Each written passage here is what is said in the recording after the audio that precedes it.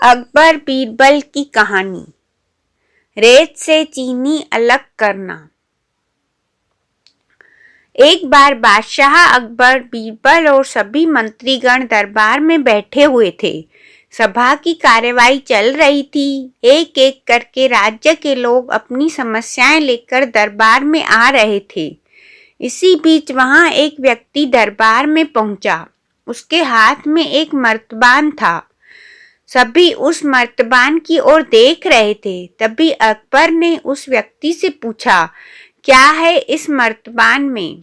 उसने कहा, महाराज, इसमें चीनी और रेत का मिश्रण है। अकबर ने फिर पूछा, किस लिए?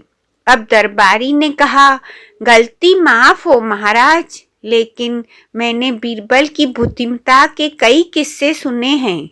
मैं उनकी परीक्षा लेना चाहता हूँ। मैं यह चाहता हूँ कि बीरबल उस रेत में से बिना पानी का इस्तेमाल किए चीनी का एक एक दाना अलग कर दे। अब सभी हैरानी से बीरबल की ओर देखने लगे। अब अकबर ने बीरबल की ओर देखा और कहा, देख तो बीरबल, अब तुम कैसे इस व्यक्ति के सामने अपनी बुद्धिमानी का परिचय दोगे? बीरबल ने मुस्कुराते हुए कहा, महाराज, हो जाएगा। यह तो मेरे बाएं हाथ का काम है। अब सभी लोग हैरान थे कि बीरबल ऐसा क्या करेंगे कि रेत से चीनी अलग अलग हो जाएगी।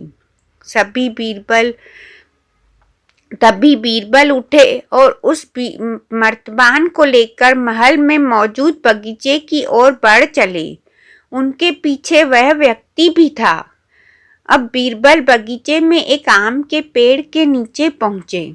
अब वह मर्तबान में मौजूद रेत और चीनी के मिश्रण को एक आम के पेड़ के चारों तरफ फैलाने लगे।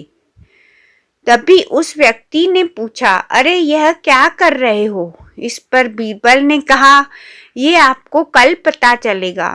उसके बाद दोनों महल में वापस आ गए।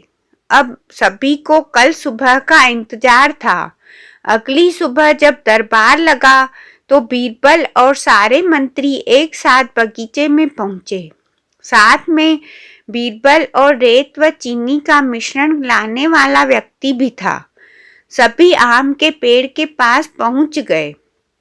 सभी ने देखा कि अब वहां सिर्फ रेत पड़ी हुई है। दरअसल रेत में मौजूद चीनी को चींटियों ने निकालकर अपने बिल में इकट्ठा कर लिया था और बची खुची चीनी को कुछ चींटियां उठाकर अपने बिल में ले जा रही थी।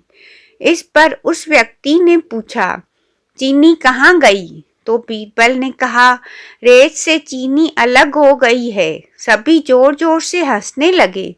बीरबल की यह चतुराई देख अकबर ने उस व्यक्ति से कहा, अगर अब तुम्हें चीनी चाहिए तो तुम्हें चींटियों के बिल में घुसना पड़ेगा। इस पर सभी ने फिर से ठहाका लगाया और बीरबल की तारीफ करने लगे। कहानी से सीख, किसी को नीचा दिखाने का प्रयास आपके लिए हानिकारक हो सकता है।